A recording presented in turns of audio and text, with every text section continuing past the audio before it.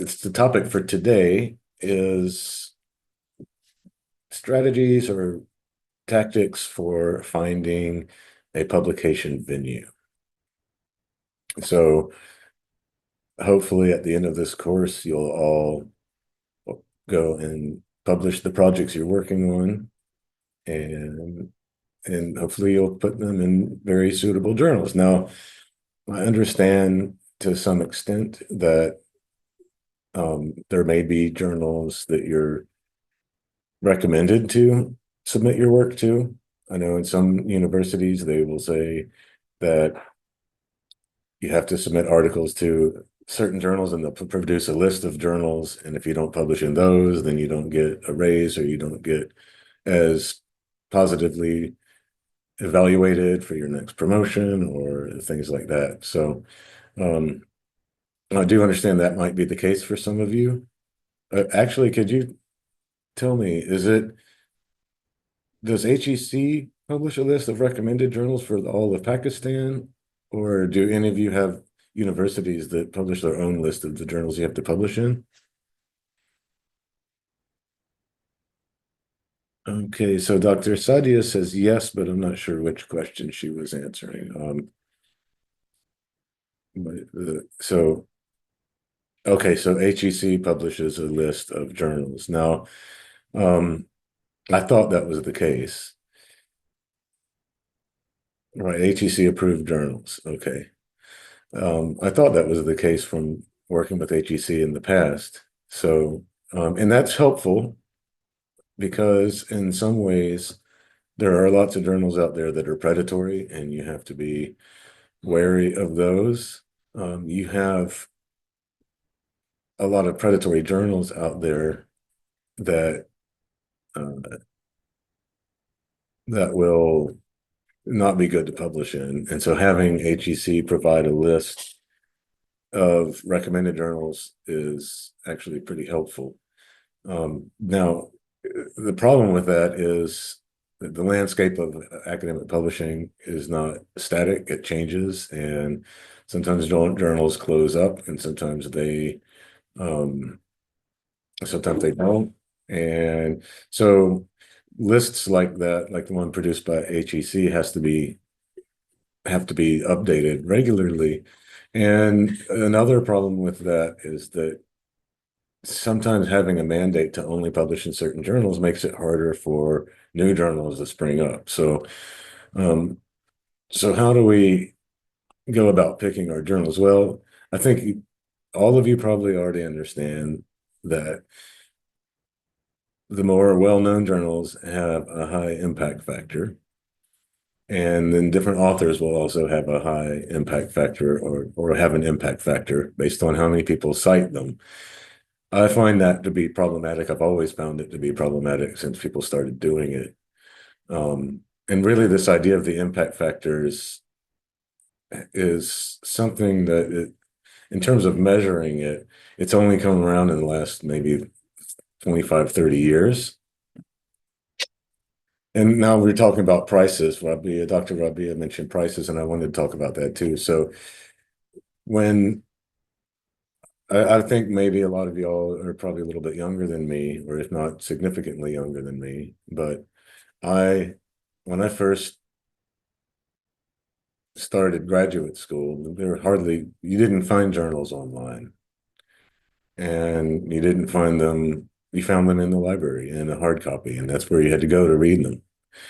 And, you know, that was just in the 90s. So I'm still admitting people that are arriving now. That's why I keep looking distracted and turning over to the side of the screen to see that there's someone in the waiting room. But when I was first started doing research and when I started graduate school, you didn't have these databases and you didn't have these um, aggregators, what we call aggregators. There are the ones that basically provide you with the journal articles in electronic form now.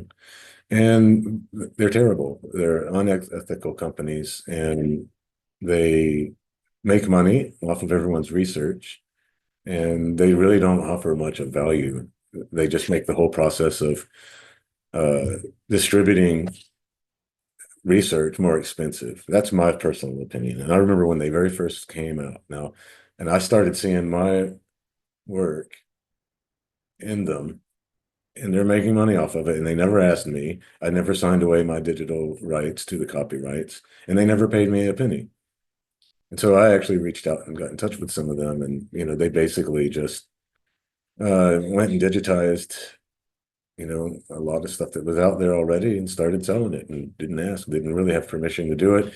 But a lot of academic people, writers don't write because they are going to be paid for that piece of writing in the first place. The whole academic publishing industry before that existed as a low-cost publishing industry because professors and researchers usually got their salary and their income through working at the university, and the university obligated them uh, to publish, and they were the ones running the journals in their fields, and also, um, you know, publishing those journals through usually academic presses, which were stationed at universities, and then. That was basically how the industry worked back then. So the journals often had no money to afford to pay anyone to write for them, but it didn't matter because the professors had their salary uh, at their university. So it was by and large a sort of nonprofit type of venture, and no one really did it for money. So when these databases started collecting everyone's work and then turning around and selling a subscription to their database to libraries, it didn't cause too big of a uproar because most of the writers were not expecting to be paid for their writing. So this is a lot different than somebody who wrote screenplays and somebody who may have written a novel or something like that, where they, creative fiction, where they fully expect to be paid for every time someone buys a copy of their work, and they're publishing through large commercial publishing houses. So, you know, because the history of that type of writing for profit and for money wasn't there, it was very easy for these companies come and take advantage of the whole academic publishing industry. Um, and that's what they've done. As Dr. Rabia has pointed out in the comments, she says it's a lucrative business now because universities impose conditions of publication and do not seal the real academic contribution, and the business booms. So that's exactly what happens. We're all still encouraged or incentivized by the universities who employ us to publish, and they want us to publish in the journals with the highest impact factors, and the journals are then bundled up by different, if they've not been bought completely by for-profit publishing companies, they still get sold off into a bundle of other journals and then sold back to the universities. And I think when I worked at Boston University, I believe their budget for journal subscriptions every year was something like $30 million just for journal subscriptions. And some of those journals, sometimes it would cost more than 20,000 US dollars for a subscription to one single journal. And then if you don't work at a university that has those subscriptions, it's very hard to access those articles. So, now if you live somewhere where your currency is,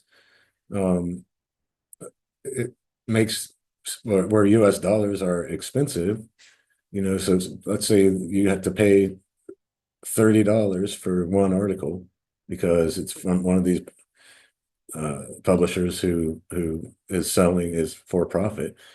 Well, and places where the currency is not as strong as the dollar, they have to pay tons of money. I mean, that's enough money in some countries to buy all of your groceries for a whole month. And so, I mean, it's created a system now that, and really in the last 25 years, that is actually undermining the purposes behind the whole point of academic publishing and why you should be promoted when you do it and why it's good for the field and how it generates knowledge. So the reason I'm saying all that is not to make not because I know what the solution to all these issues might be, but because let's just think back to uh, what the original sort of purpose behind publishing research is, and that is to share the knowledge that we've gained from our research and to contribute to the development and the direction of the fields that we're in. So, you're all linguists, or most of you are linguists. So when I say, start talking about English words like biology and uh, philosophy and let's say psychology and words like that, you, you understand that bio is the ancient Greek root that means life, and logos is the ancient Greek word for word. It is the word that means word. And so this idea of biology, my students, whenever I ask them, what does biology mean? If you break it down morphologically, they'll say the study of life. And I'll say, well, that's how we use it. But the word bio is attached to the word logos to make the word biology. And that logos is word. So what it really means is the knowledge we have about life, referring to the words, the body of words that contain that knowledge. So a field is any field of inquiry, whether it's linguistics or psychology or biology, is a body. It's essentially a bunch of words. It's a huge set of words that have been put together in order to capture and contain all of the knowledge about that subject in that field. So psyche is the not only a mythological character, but it's also the ancient Greek word for mind, and then logos. So all of the words that contain all of the knowledge that has been discovered by people who do research in the area, researching the human mind, all of that literature is the words that contain that knowledge. That is psychology, right? And so we're supposed to contribute to that body of words and um, those that knowledge. So that's what our research is. It goes into our field as a set of words that adds knowledge to the field. Okay. So how do we pick a good journal? What does it have to do with that? Well, obviously, you might feel compelled to publish in the journals with the highest impact factors. There's nothing wrong with doing so. I wouldn't discourage doing so.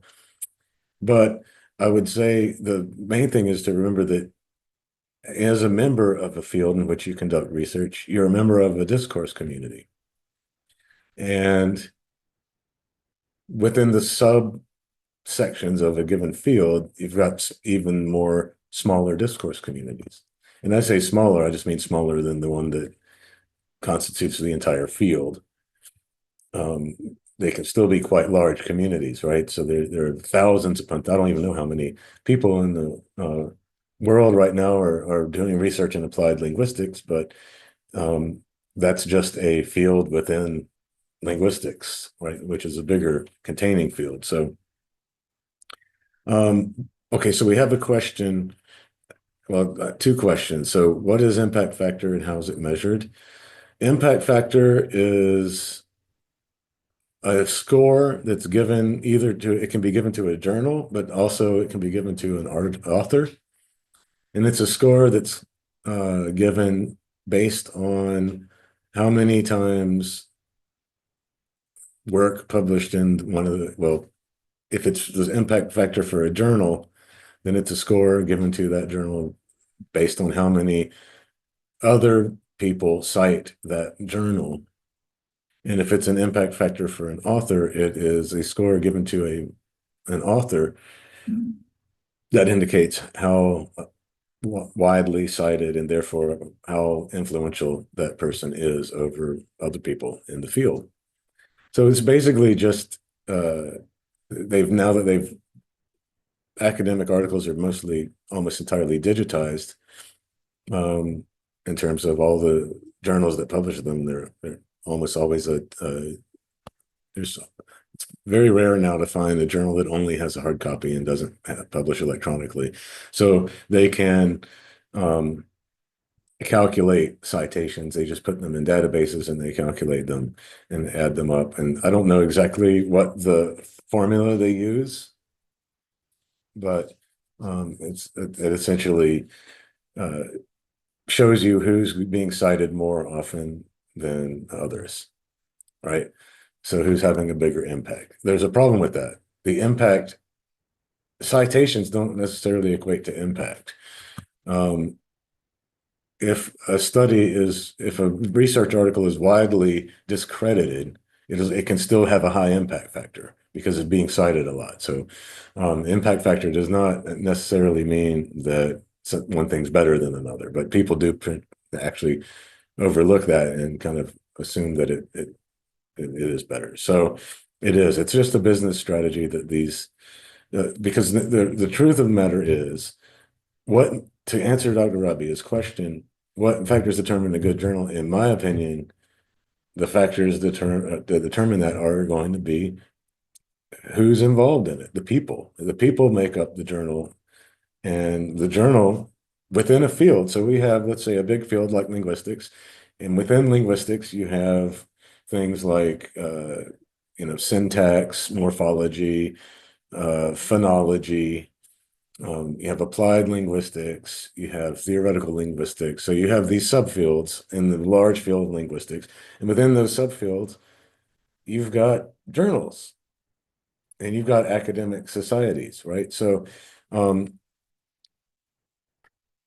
and we'll talk about having to pay to publish in a minute, but well, we can talk about it right now. So one factor is I would highly discourage all of you from ever paying money to publish for two reasons. One, not so long ago, any journal that charged people to publish in it was viewed disfavorably, and it was not considered.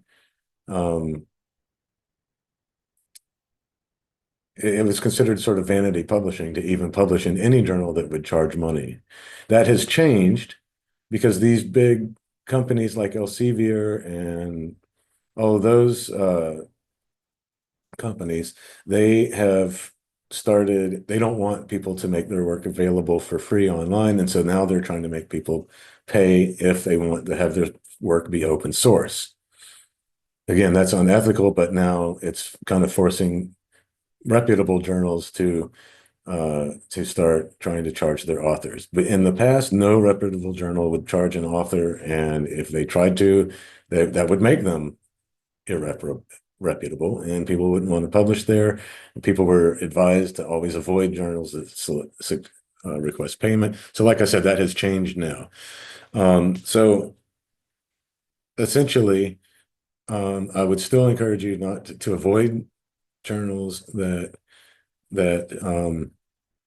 require you to pay if there are equally good opportunities to publish elsewhere in journals that don't require you to pay. Because there's a conflict of interest when with research, you need to ensure scientific integrity, right? And there can't be any question of whether people are paying to have their articles published and whether rejecting the articles is going to result in a loss of income. And so we don't ever want to think that the decision-making process involves um, you know, those types of monetary decisions. It needs what gets published needs to be published because it's the best research and it's providing new knowledge and it's sound methodologies and things like that. So yeah, Taylor and Francis, Sage and Elsevier are the worst. They are the ones, the three probably worst uh, of the companies that have monetized academic publishing in a way that is undermining its original purpose. there are alternatives. So this public knowledge project is out there, and they are uh, a good group to get involved with. They will help set up journals and help you get good journals off the ground and make them available to people as open source, and then kind of help you avoid being in this, having to go to Taylor and Francis or Elsevier, right? So they have a thing called the Open Journal System, and it's free. You can download it, you can install it, and it'll build a journal. It'll handle the peer review process. It will handle the submission process, for people to submit their work. It'll handle the entire editorial process on the back end, and then on the front end, publish all the articles, and it looks actually quite nice. So here are some examples of journals that are using this. Oh, it looks like my internet is rather slow. Here we go. So here's what the front end of the journal looks like. So the readers would come to your journal, and it would look like this. Okay. And then you would, but on the back end, so when you're logged in as an editor or as a staff member of the journal, it has all of the kind of tools you need to run the whole journal, and from selecting, receiving submitted works, to the peer review process, to the editorial process, and everything, and all the way down to the publishing process. So the Open Knowledge, Public Knowledge Project and Open Journal Systems are teamed up, and I talked with them when they first got started because I edited a journal for a long time. Now, here's what the thing about my journal, okay?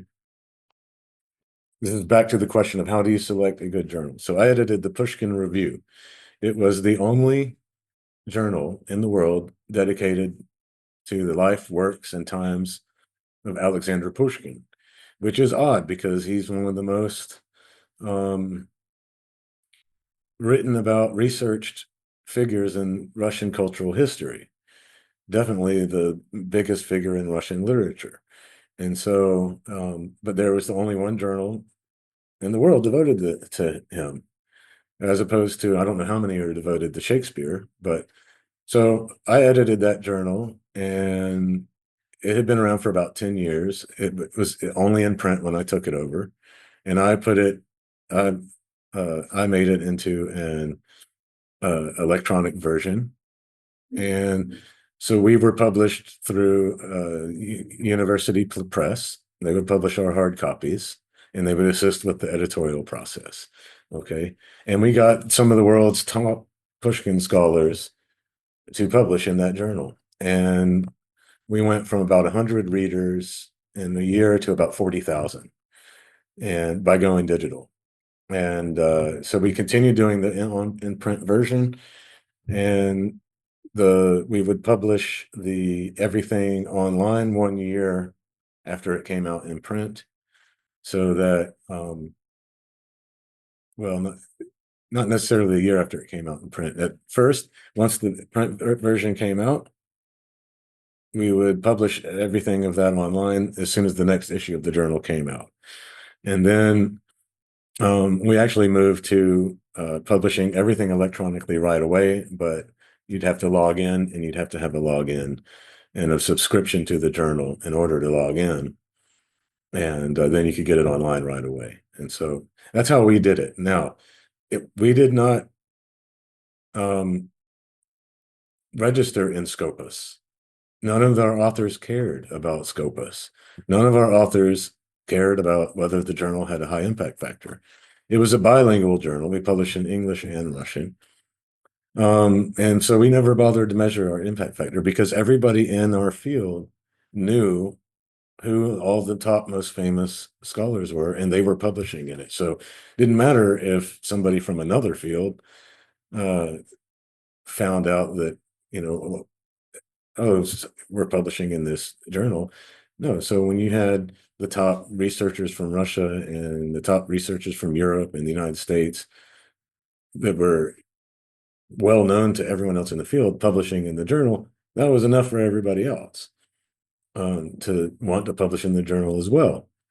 So we're back down to what really makes the journal is the people that are involved in it.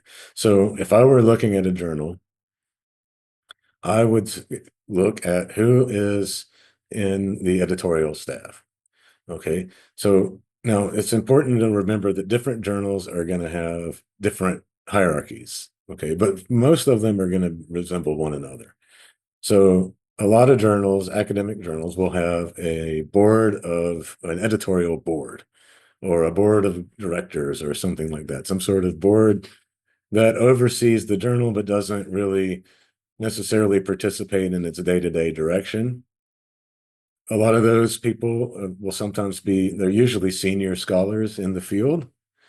And if it's a good journal, and uh, they may have to vote on things like who's going to be the editor-in-chief of the journal, or is the journal going to leave this publishing house and go with another one? And when it comes down to decisions like that, they might be involved in those decisions. They might discuss and vote on those decisions, but they don't necessarily work on the day-to-day operations of the journal. That would be your masthead, what we call a masthead. So your editorial team, and they'll have different titles for themselves. They might be, let's say, editor-in-chief or just editor. Then you may have an associate editors or assistant editors, and you may have a separate book review editor who handles the book reviews. You may have a separate managing editor, right? The managing editor is going to handle the manuscripts and the proofreading and the providing page proofs to authors and things like that. So let's look at an example. Let's go back to this journal we were looking at. So here we go about the journal editorial team. This one has an editor-in-chief, and based on his hair, he definitely looks like someone who would write about computers and digital topics. Okay. You have senior editors, and then you have an editors, then you have an editorial assistant. Okay. And this looks like, and here they have an editorial board. So how do you pick a good journal? Well, one thing you want to do is you want to go in here and look at who all these people are. So who do they have on their editorial board? Okay. Are these people that you recognize? I mean, I don't recognize any of these names because I'm not working in this field that this particular journal is dealing with, digital social research. Uh, so I don't really know who they are, but you should know who they are, right? These should be scholars that you read. These should be people that go to the same conferences as you, because when you're submitting work to a journal, it's not, I don't like to think of it as I'm just going to submit work and see if I get published. I want to be involved in a journal, as a community, right? It needs to be a journal that I like to read. I subscribe to it, so I read all of its issues and read all the articles that come out every time they publish an issue, right? I want to talk to them when I go to conferences. I want to go find them at the international conferences and talk to them. I want to invite them to my conferences if I'm organizing one. I want to be invited to the ones that they organize. So it's about finding a journal that has a group of colleagues that you know and respect and want to work with and be a part of the community with them, because a journal is a community. And if you look at that community, you've got different people playing different roles. The editors and the publishers are making the knowledge available to everyone else in the community. That's their role. The researchers are both producers of knowledge and consumers of knowledge. They're producing research and they're reading the research that's published in the journal, right? So number one, do you know who the people who are running the journal? That doesn't mean have you met them in person or do you know them personally, but do you know them through their reputation in your field? If you do, and they have a good reputation in your field, then That's a journal that's a desirable one to become involved with.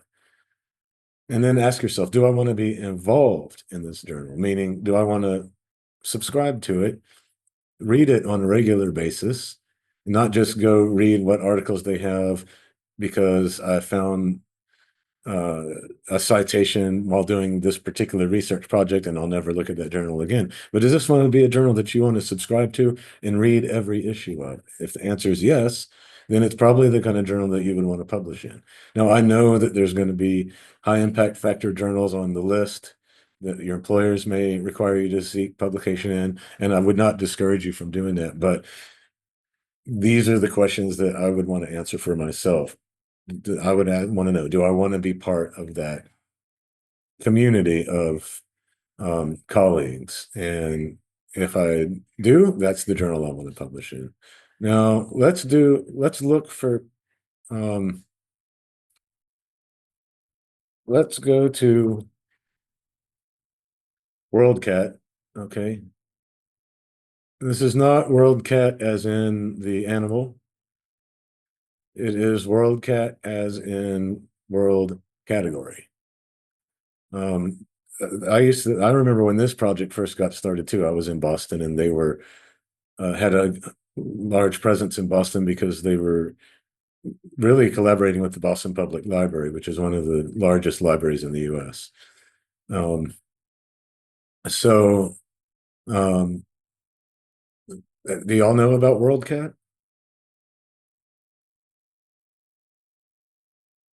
Yes.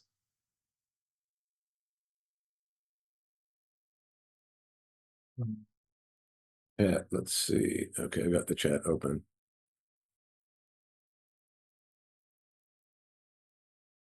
Okay, good. Sadia uses it for references. It is an attempt.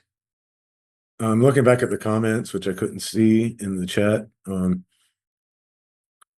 Uh, and I just want to respond to some of those, and I'll show you WorldCat for those who don't use it yet. Yes, there is a business of fake journals, and there you have to be very careful about them. That's another reason why I say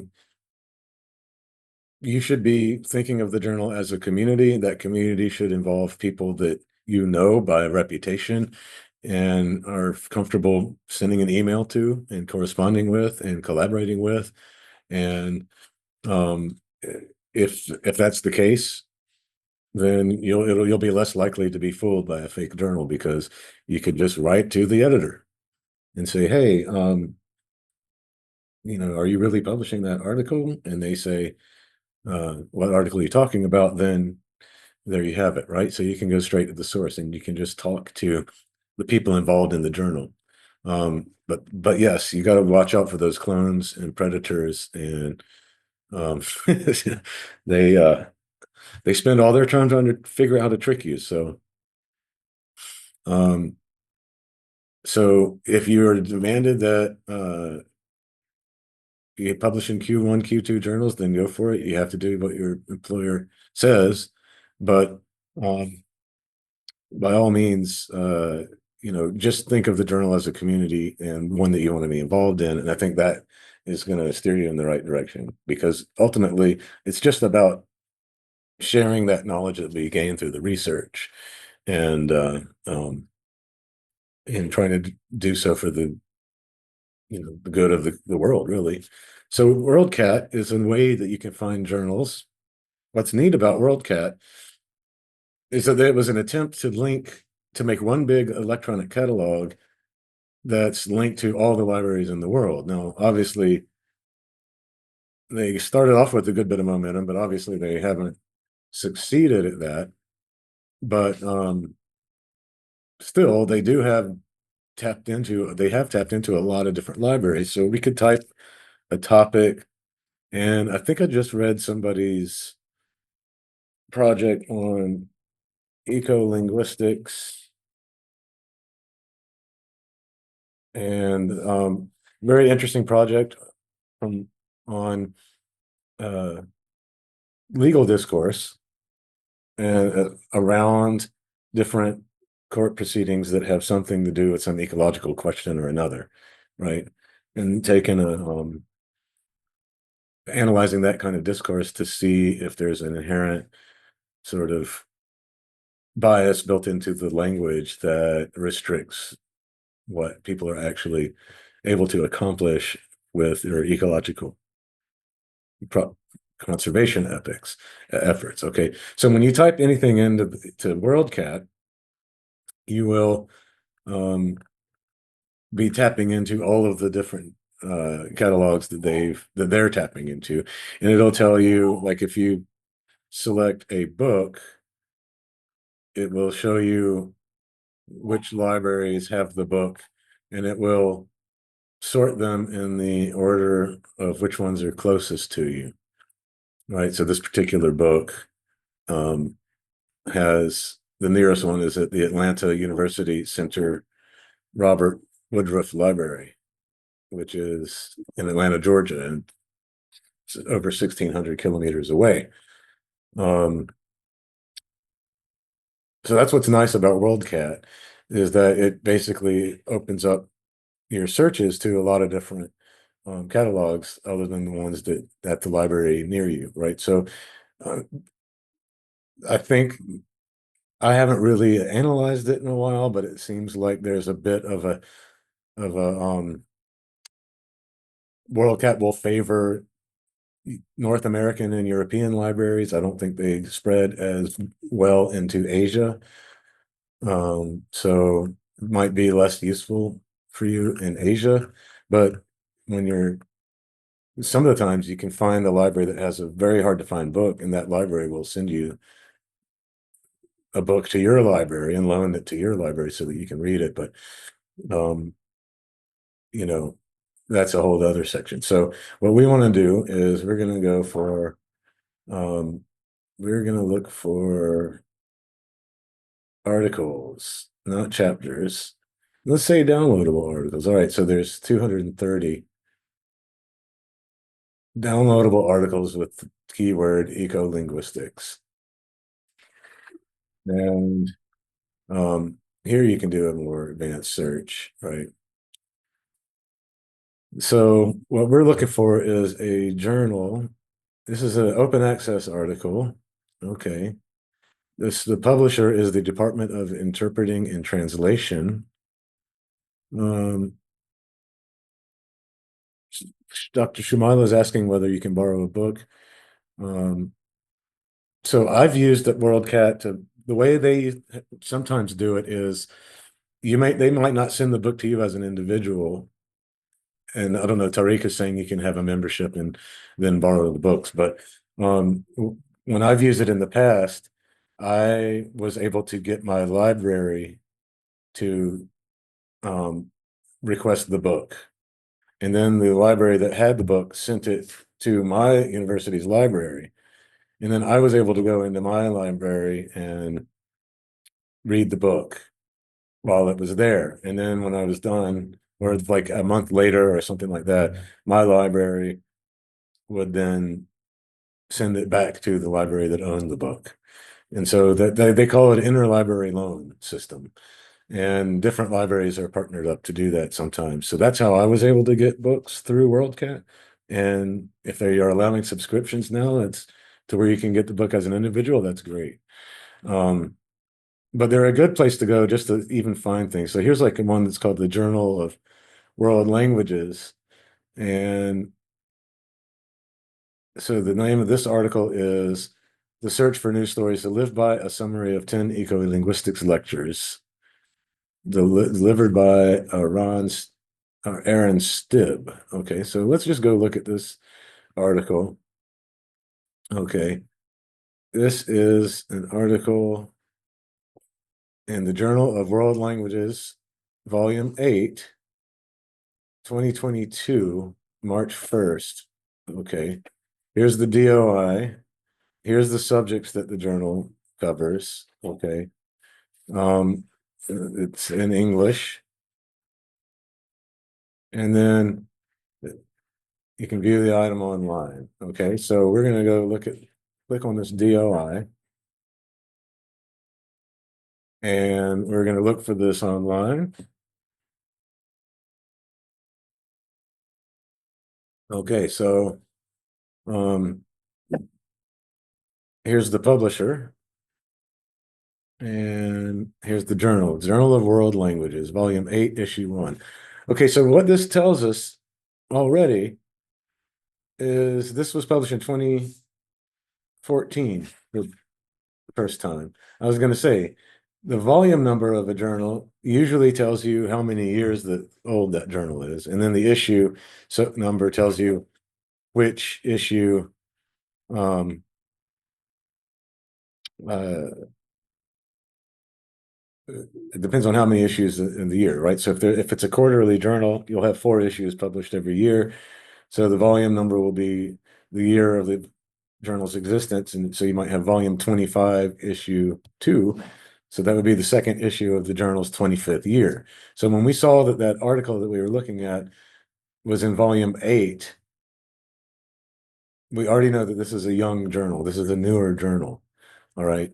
Because it's newer, it might not have the same impact factor as more established journals might have. That still doesn't mean it's not a good journal, right?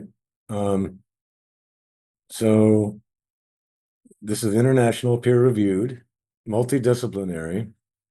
Okay, it covers eco-linguistics, systemic functional linguistics, discourse analysis, sociolinguistics, corpus linguistics, pragmatics, cognitive linguistics, contrast linguistics, and linguistic typology. They publish research articles and book reviews. Okay, so what we want to do is look at their staff. So we have the editor-in-chief, Wai He, from Beijing Foreign Studies University. So the co-editors are also all from China, and I don't recognize any of their names. Associate editors here. All right, now we're getting to be a little bit more of an international um, editorial staff. An honorary board, and then an editorial board, right? So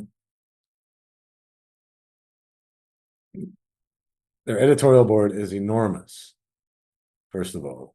To me, that indicates, to me, that looks too big. Having been an editor of several different journals, I feel like an editorial board that's this big might be counterproductive. So that would be one thing that kind of steers me away from this. I don't know. That doesn't make this a bad journal, but it is nice to see that so many different countries are represented somewhere in the um uh somewhere in the editorial staff, but the board is huge. So I just wonder about why that is. It makes me wonder if they have a lot of people who are on there just for the sake of having their name on the board. It's hard to imagine that all of these people are really working on doing work, but who knows? Um, so New Dimensions in Ecological Discourse Analysis by Wei. Hey, now there you go. And guess what? He seems to be the editor-in-chief of this journal. So that would be a good sign. So, like I said, the size of the editorial board on this journal gave me some doubts, but the fact that now the journal is edited by someone who's published research that you need for your own project, and I'm talking about Dr. Shumila right now because she just typed in the chat that she needed a book by him, and it was her project that I use as an example for ecolinguistics. So that's a good sign, right? So this person is a known quantity, a known colleague, whether you've met him or not. So, and you can see these other people here. Maybe if you'll find that you read their work too, because most people who edit in academic journals are also people who publish in other, are also researchers, and um, so that's a good sign there. So this is a young journal, it won't have a huge impact factor just yet. but it might have some good authors, and it looks like it may have some good editors. So I would definitely not rule this journal out if I were publishing in one of the topics areas that it covers. So how about this? Why don't we look for another journal, and somebody provide me with an example of something that I can search, and I will search for another one, and we'll evaluate a couple of journals. How about that?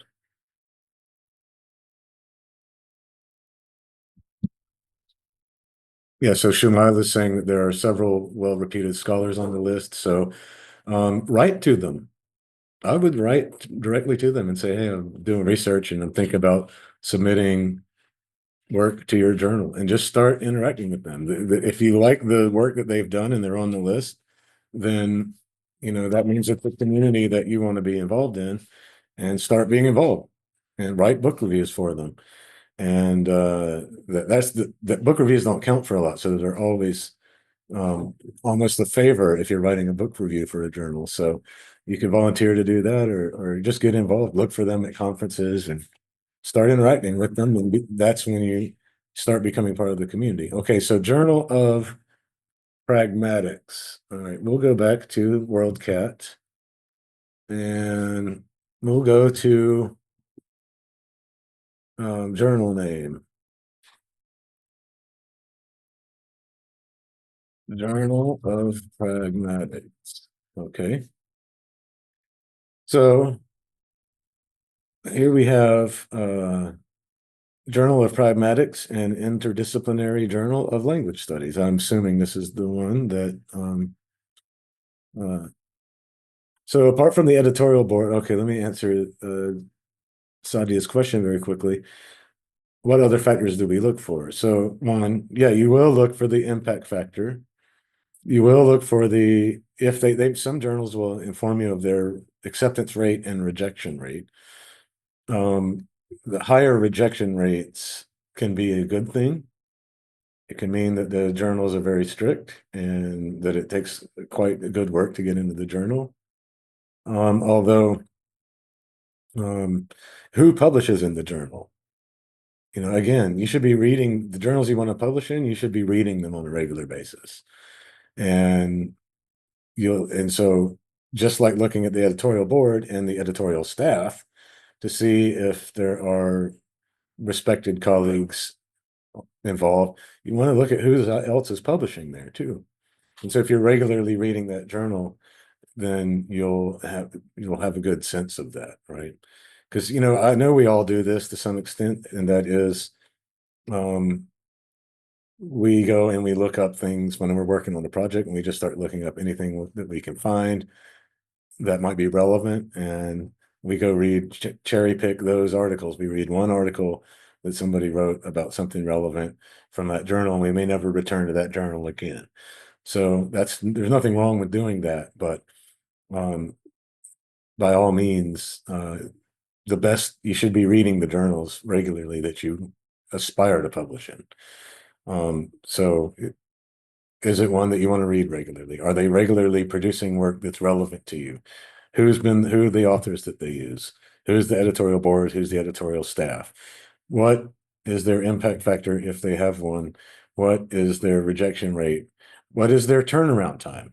And this is things you might have to write to the editors and ask, but you don't want to submit work to a journal and take a year to find out that you're getting rejected. If they're not going to take your work, you want to move on to the next one, because journals don't like you to submit the same thing to multiple journals, because they do a lot of work to evaluate your submission. So a lot of times they'll tell you, we don't take multiple submissions, meaning if you've submitted this elsewhere, don't submit it to us until you find out whether you're publishing it somewhere else, right? So turnaround time, how fast can they take a submission, have it evaluated, and then send it back to you, right? So those are all factors that you would consider.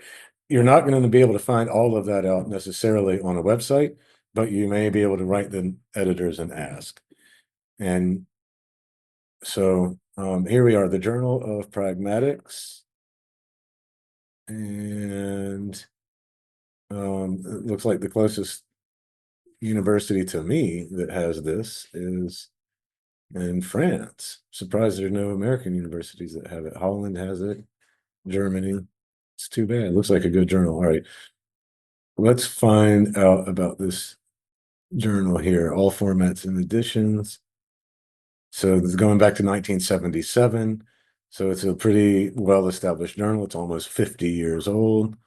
All right, here's the electronic version. Um,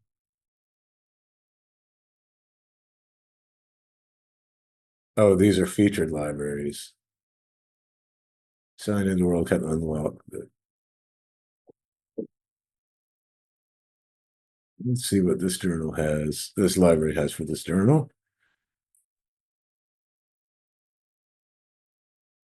Okay.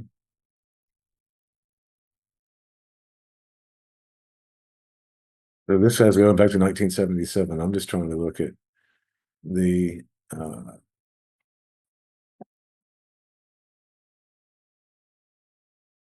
yes. Journals in Web of Science and Scopus are highly regarded all over the world, and that is one thing you might look for. There is that is somewhat problematic too, though, because when I um, when I was editing the Pushkin review, I applied to put the Pushkin review in Scopus, and they said they would accept my journal in Scopus, except but I would have to use change the format for the citations that I use, and I would have to require uh, different things, like I'd have to have abstracts, and so at that time, no one in that field would ever write abstracts. It just wasn't done for literary studies of Russian literature at any of the leading journals. And they wanted to encourage me to use APA, but I was using a different one that's more suitable to humanities. And so ultimately, there are requirements for me to join were not compatible with a bilingual journal in the discipline that I was in. So I just said no thanks. But um, they are, it's not hard to get your journal in. You just have to publish regularly and have and fill out their application, and then they just review the application. But they're well regarded because it's because of Scopus and Web of Science and things. It makes it a lot easier for people to keep track of citations and to measure impact factors.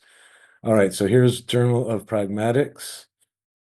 Okay, it supports open access, but it charges $3,260 to the authors if they want to publish open access. That's a new thing that people been doing over the last few years. So if you want your article to be published open access, then you have to pay them the money that they would have otherwise tried to earn by selling your article to their clients who subscribe to them. So here we see on this score, I just clicked here to look at their open access policy. On this page, this journal actually publishes its impact factor. Okay. And here it tells us it measures the average number of citations received in a particular year by papers published in the journal during the 2 preceding years.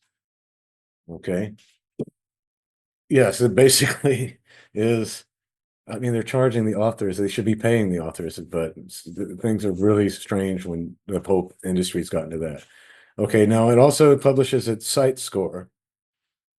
Okay, and the site score is measures the average citations received per peer-reviewed document published in this title. Okay, site scores values are based on citation counts in a range of 4 years to peer-reviewed documents, articles, reviews, conference papers, data papers, and book chapters, published in the same 4 calendar years divided by the number of these documents in the same 4 years. Okay, and you can view these details on Scopus. So really, Scopus as an indexing system is what's made these impact factors possible. Okay, so this is published by Science Direct. So it's one of those companies that has largely taken over and monetized different aspects of the academic publishing industry in the recent couple decades. Okay, let's go look at their editorial board. They have two editors in chief. Okay, one from Greece and one Malta, and then one in Switzerland. The associate editors in Australia and Germany and Israel, and the United Kingdom and Australia. Okay, special issues editors. All right, okay, they have a review editor like many journals do. And then their editorial board. Okay, so this is always my first stop when I look at journals is um yeah. Well, what happens is they don't have a choice. What happens is they get bought the um by the science director, whatever the publisher is, and then it's not up to them, right? See, that's the kind of thing that a editorial board would have approved at some point, right? At some point in the past. This one's also a very large editorial board.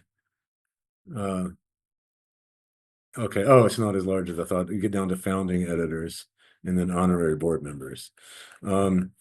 So, for example, we were published by a university press in Indiana when I published Pushkin Review, when I edited Pushkin Review. And the subscriptions to the journal were handled by, I mean, I handled them through the website and setting up a website where you could subscribe online, but ultimately that process went over to the press, the publishing house that handled our journal.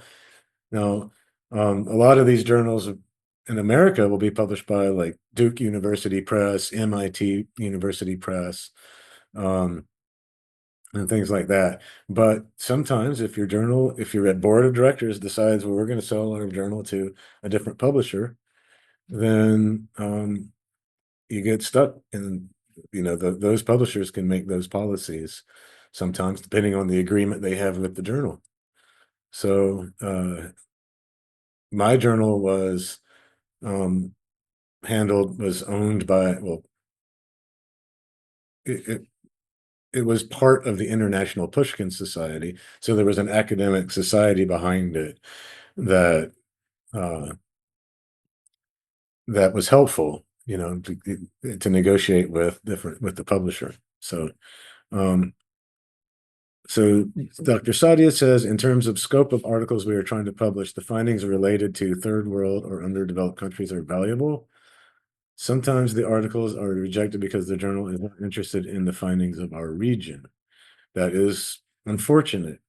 Um, there are, however, journals that focus on different regions. And so if you look at area studies, I'm going to say South Central Asian studies. Okay. And then journal. What do we have? Journal of South Asian Studies. Okay. So a Central Asian Survey, Center of Central Asian Studies. Okay. So um, sometimes you've got these area studies journals and they're interdisciplinary. They can still be very good, but they're going to be people who are very broadly interested in something. So, like all of East Asia, or all of Central Asia, or all of South Asia, right? And then you're going to have linguistics, literature, sociology, right? And so, those journals are places that may actually be very interested in research in your region, but they aren't necessarily uh, they're interdisciplinary journals. So that's going to tell you that their readership is, you're going to be writing for a group of people from various different backgrounds. So let's look at the Journal of South Asian Studies. See, Dr. Abdul says, I'm going to actually read his comment, then we'll look at this journal. There was a journal 3L language, literature and linguistics. I submitted a paper after 42 days. They rejected it on the desk review stage that it is not relevant, while my paper was purely of literature. Later on, I came to know that Predator made the same journals with 3L, with a single dot between the 3 and the L. They were offering to publish in 24 hours. Now I advise the people, he who publishes so easily can be problematic. Yes, thank you for sharing that. Wow, what a small difference in the name, too. I honestly, I feel like 42 days for a desk rejection is way too long. The desk rejections shouldn't take that long. Again, you want to write and ask what their turnaround time is for the editorial process, and is not a bad way to evaluate whether you want to submit somewhere. Like I said, you don't want to wait 42 days for a desk rejection when you could have had it being considered at another journal all that time. Okay, so the Journal of South Asian Studies is an academic journal, aims to publish and promote high quality research on modern South Asia. I suppose by looking at this map, that would include Pakistan, right? Thailand, Laos, Cambodia, Vietnam, Myanmar, Afghanistan, Iran. So if this map is an indication, um, they probably should be interested in results from Pakistan. Um, so it's going to be an interdisciplinary journal. Okay, let's look at this latest issue, volume 11 from 2023. It is recognized by HEC. Okay, that's a good sign.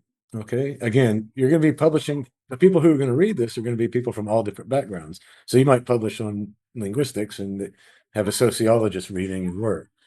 But there's nothing wrong with that, but it's not the same.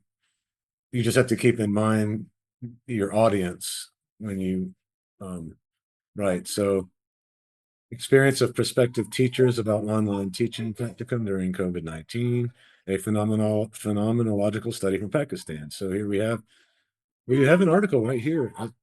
You know, it's interesting because I didn't know that we were going to find this, but here, lo and behold, there is an article published about results in Pakistan. There are protracted Rohingya crisis in Bangladesh, exploring national and international security implications.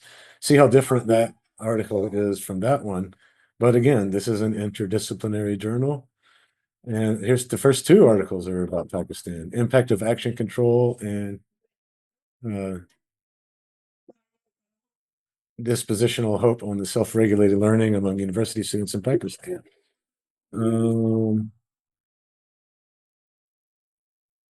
Okay, I'm going to mute. I saw there was somebody's microphone on.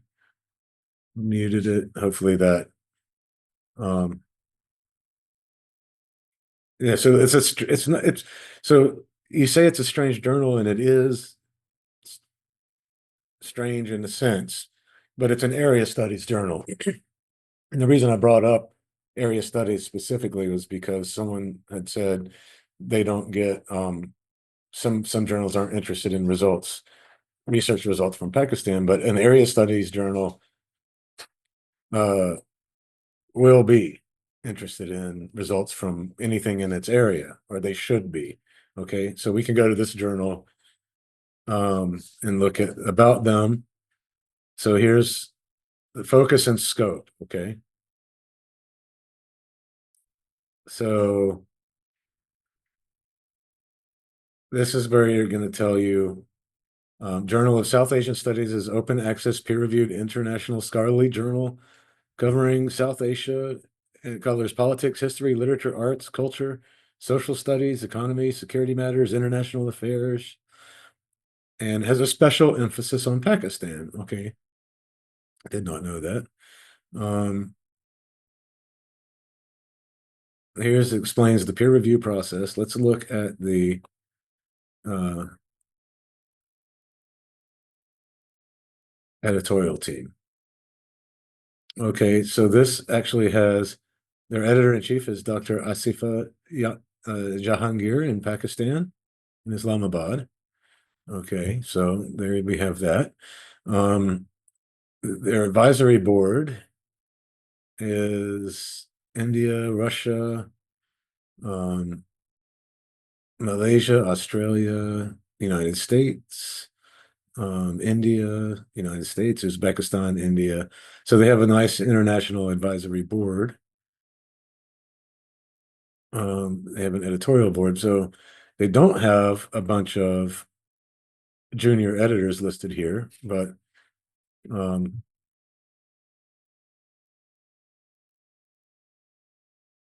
let's see. We'll look for, let's go back to about, and we're going to look for submissions. Okay. Rapid publication of research articles. 45-day review process. Okay.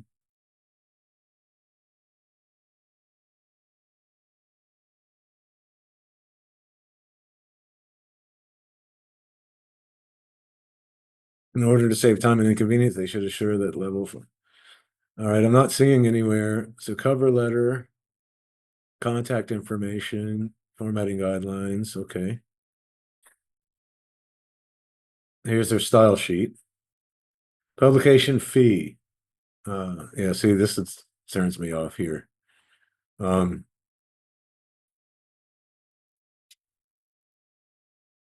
but they do say they'll waive the fees. And this is for open access. So yeah, unfortunately, we're seeing this more and more now. Um,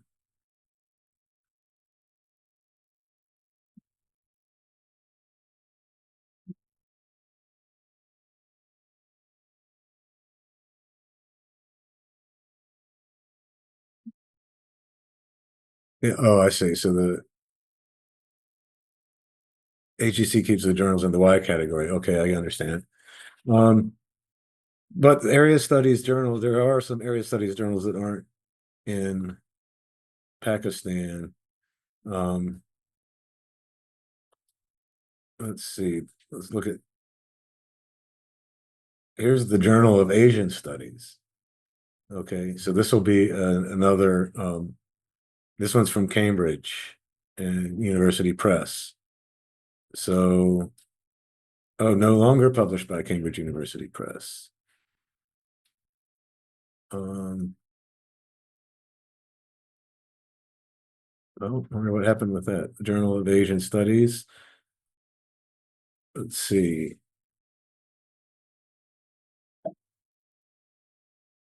Where do they have? Oh, this is the Cambridge University Press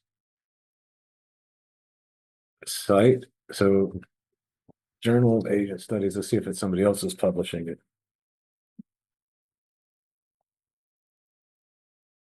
Oh, Duke University Press now has it. Okay. Duke University Press is one of the best ones to get your journal involved with in the US. If you want to go with a press that's in the United States. Yes, I agree. They should be charging in rupees. Okay. So volume 83. This journal's been around for 83 years as of 2024. So that is a good sign. Why do I keep bringing that up? The longer a journal has been in continuous publication, the better it is. We don't want to publish somewhere and then have the journal go out of business 2 years later, right? So, um, so let's look at ethics and policies. About, here we go, editorial board. Okay, it's housed at the University of Pittsburgh. That's a good sign, right? It's sponsored, that means it's sponsored by a university, right? It's published by a reputable press. Duke University Press is, like I said, and as far as American presses go, is probably one of the best, if not the best, press for the presses that handle journals. Okay. The editor. Okay, so this is a nice one. Here's one thing that's different about this journal from the one that we just looked at. They have separate editors for each area, right? Because it's a journal of Asian studies. So that means they have subject matter experts that are going to be the editors who handle everything about China or Inner Asia or Japan or Korea or South Asia, um, Southeast Asia. See, that's a very re-encouraging sign for me because it means that um, being an area studies journal and having such a large um, number of different fields that could fall under your topics covered by your journal, you need these subject matter experts handling the editorial process for different areas. So that's very encouraging that they have that. Okay, it's encouraging that they're housed at an actual university. It's encouraging that they're published by a good press and a university press and not one of the sort of uh, major for-profit presses because this is a nonprofit press. And then so, submission guidelines.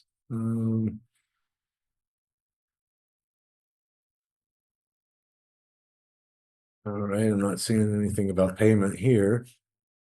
So ethics and policies.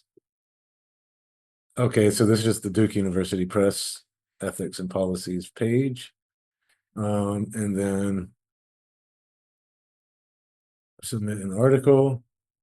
You have to log in, but I don't see anywhere that it says that you have to pay.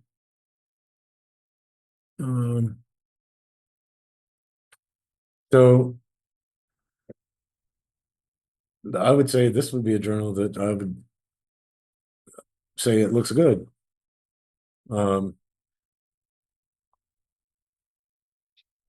Yeah, so I think someone said above, I think it might have been Rabia, there's no set formula for how to pick the right journal. That's why I keep returning to this idea of just pick journals that you want to be involved in as a reader, as a consumer, as a writer, and do help them out in writing book reviews. Invite the editorial boards to conferences and things like that and just be involved.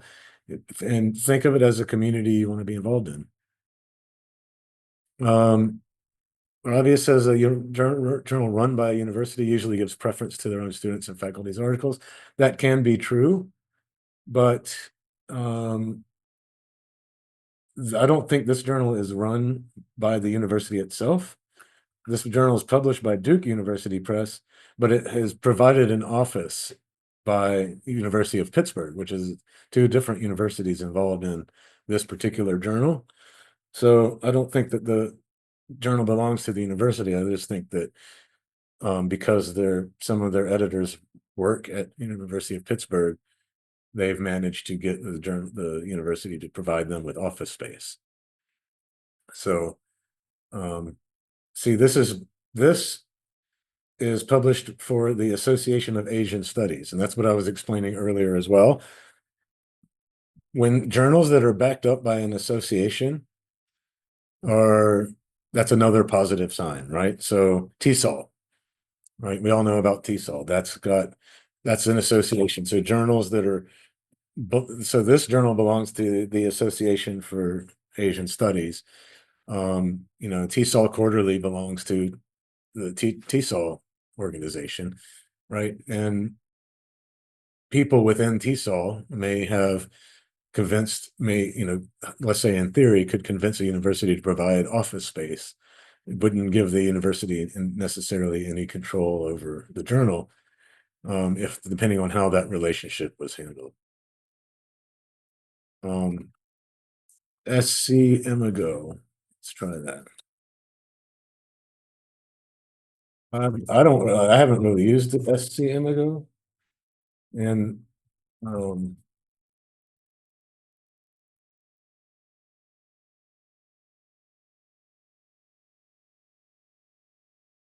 yeah, so journal rates and country rates.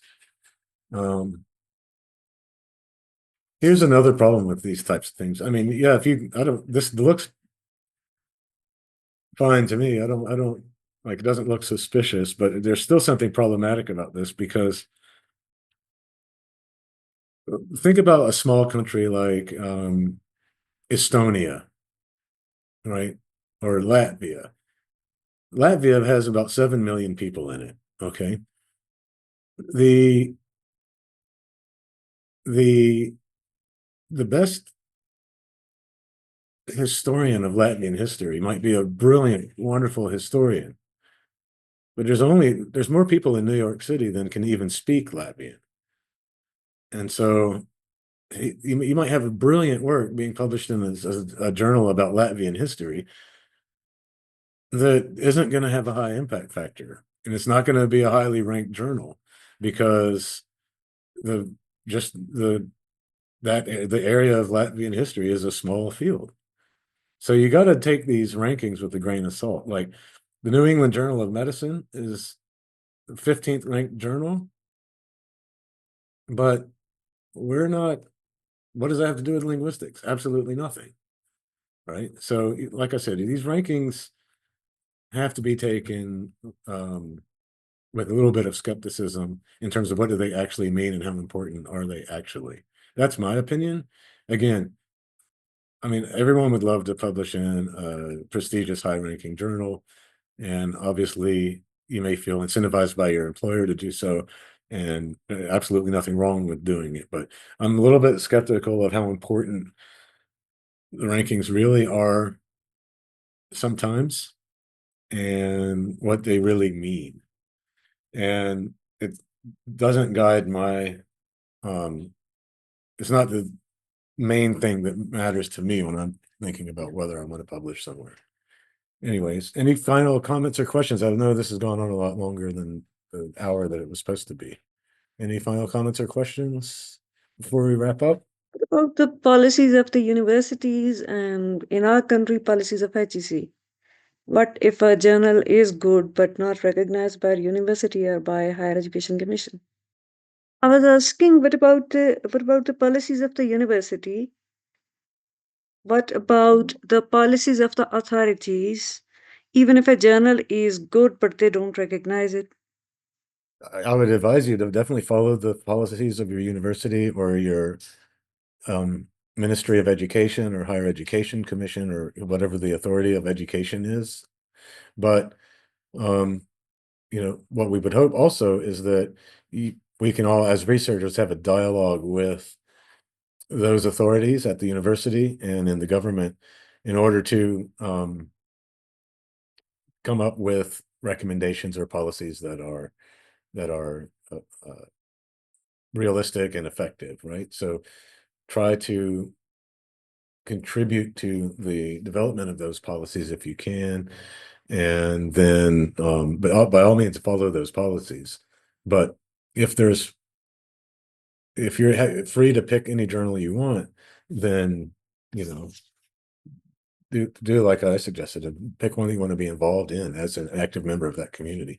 And even if you're picking a journal that's prescribed by your university or government, still become involved in it and let it be something that you're involved in um, actively.